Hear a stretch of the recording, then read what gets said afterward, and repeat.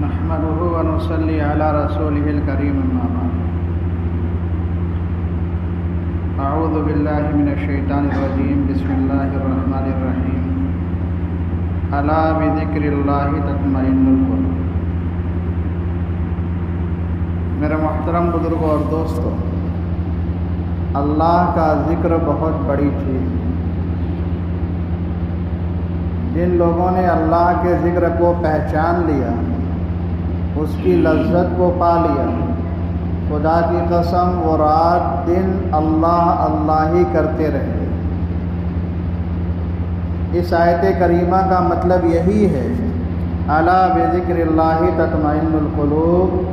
اے لوگو، اگر تمہیں اللہ تعالی کا سکون چاہیے، دلوں کا سکون چاہیے، گھروں کا سکون چاہیے، لڑائی جھگڑے کا خاتمہ چاہیے، تو اپنے رب کے ذکر میں لگ جاؤ۔ الا بذکر اللہ تطمئن القلوب۔ الا کا مطلب کیا ہے؟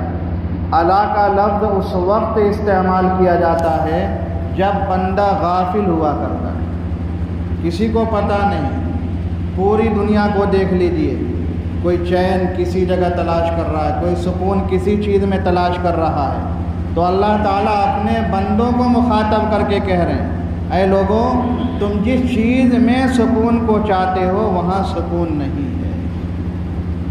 دنیا میں تم پڑھ کر کے چاہتے ہو کہ ہمارے دلوں کو چین مل جائے، سکون مل جائے، ایسا کبھی نہیں ہو سکتا۔ الا بذکر اللہ۔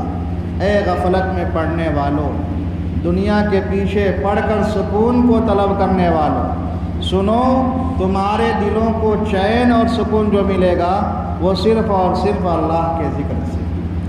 حضرت تھانوی نور اللہ مرقدہ فرماتے ہیں، بڑی اونچی بات حضرت نے فرمائی، فرماتے اگر تمہیں یقین نہ ہو کہ اللہ کے ذکر میں سکون ہوتا ہے، سکون ملتا ہے، اگر تمہیں اس بات کا یقین نہ ہو تو تم اپنی زندگی میں سے کچھ وقت نکالو۔ حضرت فرماتے ہیں 10 دن تاجروں کے پاس جا کر کے بیٹھو، 10 دن دنیا داروں کے پاس جا کر کے بیٹھو، 10 دن کسی کمپنی اور فیکٹری میں جا کر کے بیٹھو، اور 10 دن کسی اللہ والے کے پاس آ کر لگا لو، پھر تمہارا دل خود فیصلہ کرے گا کہ سکون وہاں ہے یا یہاں۔ الا بذکر اللہ تطمئن القلوب۔ ایک مرتبہ حضرت جنید بغدادی نور اللہ مرقدہ، بڑے اللہ والے گزرے، امام الاولیاء ہیں، آپ کے پاس ایک اللہ کا بندہ آیا، اس وقت حضرت کے ہاتھ میں تسبیح تھی۔ اس نے بڑا عجیب سوال کیا، بڑا سمجھدار نوجوان تھا۔ اس نے کہا حضرت ہمیں ایک بات سمجھ میں نہیں آتی، یہ تسبیح تو ان غافل لوگوں کے لیے ہے جو اللہ کے ذکر میں لگے ہوئے نہیں ہیں، یہ تسبیح ان کو یاد دلاتی ہے کہ تم اپنے رب کو یاد کرو۔ آپ تو اس مقام پر پہنچ چکے ہیں کہ آپ کا دل ہر وقت اللہ اللہ کر رہا ہے، تسبیح ہاتھ میں ہو نہ ہو، آپ کے جسم کا رواں رواں اللہ اللہ کر رہا ہے، پھر اب آپ تسبیح لیے کیوں پھرتے ہیں؟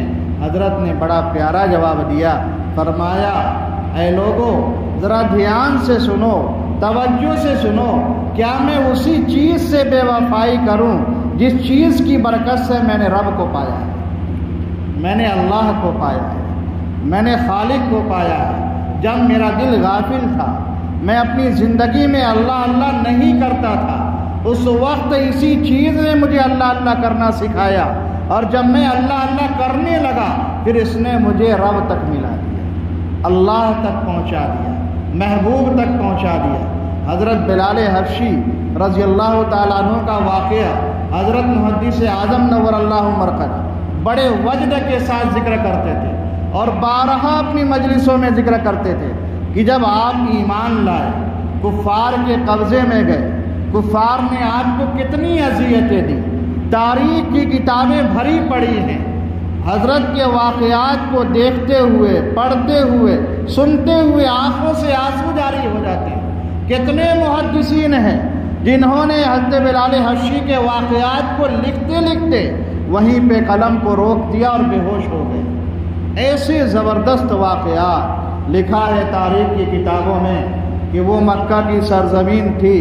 آپ جب اللہ کے پیغام کا اعلان کیا، ایک اللہ پر ایمان لانے کا آپ نے اعلان کیا، ظالموں نے آپ کو تپتی ہوئی زمین پر لٹایا اور مجنون دیوانوں کی طرح آپ کے گلے میں رسی ڈال دی گئی، بچوں کو دے دیا گیا، وہ تپتی ہوئی زمین پر آپ کو گھسیٹتے.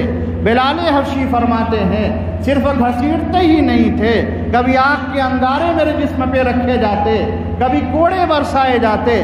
جب ان تمام تکلیفوں سے میں بےتاب ہو جاتا، اس وقت کہتا اللہ احد اللہ احد. جیسے میں محبوب کے نام کا ذکر کرتا، محبوب کے نام کی شیرینی کی وجہ سے ساری تکلیفوں کو بھول جائے. الا بذکر اللہ تطمئن القلوب. مسلمانوں، سکون، راحت، چین دلوں کو حاصل ہوگا تو اللہ کے ذکر سے. فرماتے پھر یہ ظالم میرے اوپر کوڑے برساتے، پھر کوڑے برساتے، میں تکلیف سے بےتاب ہو جاتا، پھر اپنے رب کو یاد کرتا اللہ احد. ایسی مٹھاس پیدا ہوتی کہ میں ساری تکلیفوں کو بھول جاتا. ہم اور آپ کیا ذکر کرتے ہیں؟ علماء سے پوچھئے، محدثین سے پوچھئے، کتنے اولیاء اللہ ایسے ہیں جنہوں نے لاکھ لاکھ مرتبہ اللہ اللہ کا ذکر کیا. حضرت امیر صاحب مولانا انعام الحسن صاحب نور اللہ مرقدہ، ان کی سوانح میں لکھا ہے کہ حضرت مولانا الیاس صاحب نور اللہ مرقدہ نے ان کو ذکر میں بہت زیادہ آگے بڑھایا. خانقاہ چشتیہ کے اندر، چشتیہ جو سلسلہ ہے اس کے اندر 12 تسبیح کا ذکر ہوتا ہے جو آپ لوگ عصر کے بعد کرتے ہیں. یہ تو جب بندہ عادی ہو جاتا ہے، اپنے شیخ سے مشورہ کرتا ہے تو اس کی اجازت دی جاتی ہے. پھر اس 12 تسبیح میں ایک ذکر ہے اللہ اللہ کا جو آخر میں ہوتا ہے 100 مرتبہ. یہ 12 تسبیح تو اپنی جگہ رہتی ہے، لیکن اللہ اللہ کا جو ذکر ہے یہ شیخ مرید کی قوت اور طاقت کو دیکھتے ہوئے، اس کے قلب کو دیکھتے ہوئے اس کو بڑھاتے رہتے ہیں، اور بڑھاتے بڑھاتے بڑھاتے بڑھاتے کہاں تک لے جاتے ہیں؟ اعلیٰ مرتبہ جو انتہائی اعلیٰ مرتبہ ہے وہ 1,25,000 مرتبہ ہے. 1,25,000 مرتبہ تک لے جاتے ہیں. اور سب سے ادنا جو مرتبہ ہے وہ 12,000 مرتبہ ہے، اور متوسط جو درجہ ہے وہ ہے 24,000. بہت سے اولیاء کامل جب اپنی انتہا کو پہنچتے ہیں 1,25,000 مرتبہ جب ذکر کرتے ہیں، علماء نے لکھا ہے ان کی یہ کیفیت ہو جاتی ہے کہ اس کے جسم کا رواں رواں اللہ اللہ کرتا ہے. حضرت محدث اعظم نور اللہ مرقدہ کے بارے میں ان کے بڑے بڑے خلفاء نے بیان کیا ہے، حضرت تہجد کے وقت ذکر کرتے تھے، اور جب ہم حضرت کے کمرے میں کبھی کبھی اچانک پہنچ جاتے تو حضرت کے کمرے میں جو گھڑی ہوتی تھی وہ گھڑی بھی اللہ اللہ کرتی تھی. یہ اس ذکر کے انوار ہوتے ہیں، اس کی برکات ہوتی ہیں. حضرت مولانا الیاس صاحب نور اللہ مرقدہ نے حضرت مولانا انعام الحسن صاحب نور اللہ مرقدہ کو جو ذکر بڑھایا، بڑھاتے بڑھاتے بڑھاتے آپ کو 70,000 تک پہنچایا. روزانہ 70,000 مرتبہ کرتے تھے. آپ کا معمول کیا تھا؟ پہلے صبح سویرے مرکز نظام الدین کے اندر جو اجتماعی اعمال ہوتے تھے پہلے اس میں بیٹھتے تھے. اجتماعی اعمال سے فارغ ہو کر کے وہیں مرکز نظام الدین کے پاس ایک مقبرہ ہے ہمایوں کا، سب جانتے ہیں ہمایوں کا مقبرہ. وہاں آج کل ایک مسجد بھی ہے جس میں جمعہ وغیرہ ہوتا ہے. تو تنہائی کے لیے، خلوت کے لیے حضرت اجتماعی اعمال سے فارغ ہو کر وہاں جاتے تھے.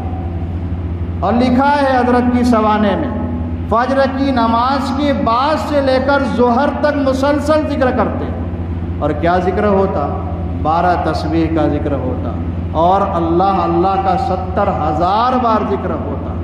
جب یہ 70,000 بار ذکر کر کے فارغ ہوتے پھر آپ مرکز نظام الدین میں آ کے ظہر کی نماز ادا کرتے. علماء نے لکھا ہے جب اس کیفیت کے ساتھ اللہ والے ذکر کرتے ہیں تنہائی میں بیٹھ کر تو ان پر یہ حالت طاری ہوتی ہے کہ جب بندہ دیکھتا ہے تو خدا یاد آ جاتا ہے. حدیث میں تو یہی فرمایا کہ اللہ والوں کو جب دیکھو تو ان کو دیکھنے کے بعد خدا یاد آ جاتا ہے. یہ کب ہوگا؟ آپ جب ذکر پر محنت کریں گے۔ تو سب سے بہتر طریقہ یہ ہے کہ ہم مرید ہونے کو تو ہو جاتے ہیں، لیکن افسوس ہے کہ اصلاح کی فکر نہیں کرتے۔ ہر 3 مہینے کے اندر اپنے احوال کو لکھ کر کے بھیجنا چاہیے۔ حضرت شیخ الحدیث مولانا زکریا صاحب نور اللہ مرقدہ کی یہ تاکید ہوتی تھی، اپنے مریدین کو کہتے تھے تمہارا آنا ضروری نہیں ہے، تم اگر آ نہیں سکتے، ملاقات نہیں کر سکتے، تو کم سے کم ایک خط روانہ کر دو، تمہارا معمول کیا چل رہا ہے، اس معمول سے کیا انوار، کیا برکات، دل کی کیا کیفیت ہے، کیا نہیں ہے، خوابوں میں کیا زیارات ہے، نہیں ہے، زندگی میں کیا عمل چل رہا ہے، نہیں چل رہا ہے، زندگی سنت کی طرف جا رہی ہے، نہیں جا رہی ہے۔ یہ سارے احوال لکھ کر جب بھیجیں گے، پھر شیخ آپ کو آہستہ آہستہ اس کا علاج بتاتے رہیں گے، کبھی تسبیحات بدلتے رہیں گے، پھر آپ اس مقام پہ پہنچیں گے کہ آپ بھی 1,00,000 مرتبہ، 70,000 مرتبہ اللہ اللہ جب کرنے بیٹھیں گے تو آپ کے جسم کے روے روے سے اللہ اللہ کی آواز آئے گی۔ کچھ باتیں انشاءاللہ کل عرض کی جائیں گی، کیونکہ میں نے کہا تھا 15 سے 20 منٹ آپ کا لیا جائے گا۔ اللہ تعالی ہم سب کو اخلاص کے ساتھ، للہیت کے ساتھ اپنے نام کو یاد کرنے کی توفیق عطا